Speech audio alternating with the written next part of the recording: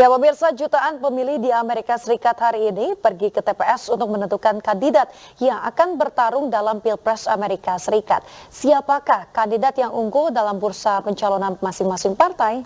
Dan pemirsa, untuk mengetahui informasi selengkapnya kami sudah terhubung dengan jurnalis VOA Rio Tuwasika di Arlington, Virginia, Amerika Serikat. Halo, selamat pagi waktu Indonesia, Mas Rio. Saat ini tentunya tidak hanya Indonesia yang sedang melaksanakan Election Day, namun juga di Amerika Serikat. Dan seberapa penting hari ini Super Tuesday untuk pemungutan suara di sana? Iya, selamat sore Kamar dan juga pemirsa. Hari ini tanggal 5 Maret, Selasa dikenal sebagai Super Tuesday karena ada 15 negara bagian dan juga satu teritori, yakni Samoa Amerika, yang sama-sama menggelar pemilihan pendahuluan. Jadi hari ini ada banyak sekali suara yang diambil dan suaranya cukup signifikan dan bisa menjadi prediktor siapakah kandidat yang akan mewakili Partai Republik maupun Demokrat. Jadi ini merupakan salah satu keunikannya dalam sistem pemilu di Amerika Serikat. Sebelum hari pencoblosan nanti bulan November, ada pemilihan pendahuluan dulu atau yang disebut dengan primaries. Primaries ini orang tetap datang ke TPS dan warga turut andil memberikan suaranya dan menentukan siapa kandidat yang akan mewakili partai masing-masing. Dan sepanjang sejarah, kemenangan dalam Super Tuesday itu dianggap sebagai salah satu prediktor. Ada banyak kandidat yang menang Super Tuesday dan juga menang nominasi partai.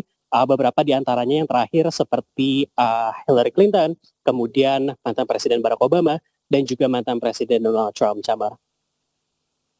Rio, apakah di sana ada survei prediksi sebelum Super Tuesday hari ini? Atau seperti apa sistemnya di sana?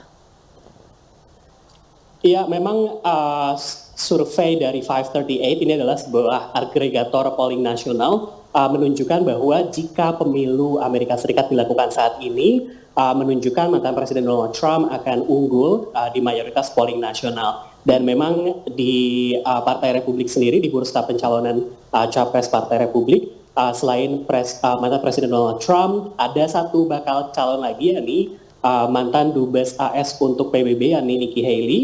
Namun dari 1.900-an delegasi yang, maksud saya dari 1.200-an delegasi yang dibutuhkan untuk memenangkan nominasi Partai Republik, Trump ini unggul dengan 270-an delegasi, sementara Nikki Haley 40-an. Nah, di sisi lain, kalau dari Partai Demokrat sendiri, calonnya adalah Presiden petahana sendiri, yakni Joe Biden, dan penyelenggaraan primary tidak memiliki pengaruh yang begitu signifikan dalam pencalonan dia, karena dia bisa dibilang unggul. Dan dari 1.900-an delegasi yang dibutuhkan untuk memenangkan nominasi Partai Demokrat, Biden sudah mengantongi 206. Jadi dia diperkirakan akan mewakili Partai Demokrat. Namun hasil resminya akan tetap melalui sistem konvensi partai dan konvensi Partai Republik itu akan digelar bulan Juli, sementara Partai Demokrat akan digelar bulan Agustus. Baik, Rio, melihat bagaimana situasi dan kondisi di Indonesia sedang ramai tentang pemungutan suara dan juga hasil rekapitulasi dari KPU. Bagaimana situasi perpolitikan di sana, mengingat di sana mungkin agak sedikit berbeda dengan Indonesia, hanya ada dua partai, Republik dan juga Demokrat, Rio? Iya, memang sistem pemilu Amerika ini kan sudah dimulai dari beberapa bulan yang lalu dengan dimulai dari caucus Iowa. Dan kita bisa melihat suasananya semakin panas.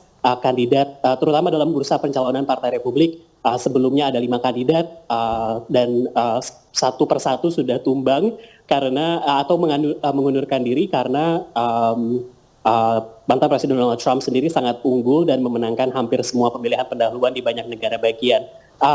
Seminggu terakhir, baik dari kubu Demokrat maupun Republik sama-sama menyerang kubu lawan dari terutama di isu imigrasi begitu, karena dari presiden yang saat ini menjabat Joe Biden menuduh Donald Trump tidak meloloskan menyuruh anggota Kongres Partai Republik untuk tidak meloloskan undang-undang keamanan imigrasi. Sementara di sisi lain Donald Trump juga membahas isu imigrasi untuk memenangkan hati pemilih begitu. Selain itu, satu topik lagi yang panas diperbincangkan adalah kebijakan Joe Biden untuk perang di Timur Tengah, khususnya di Gaza. Ini utamanya menjadi perhatian bagi pemilih demografi keturunan Arab, Muslim, kelompok muda dan juga kelompok progresif.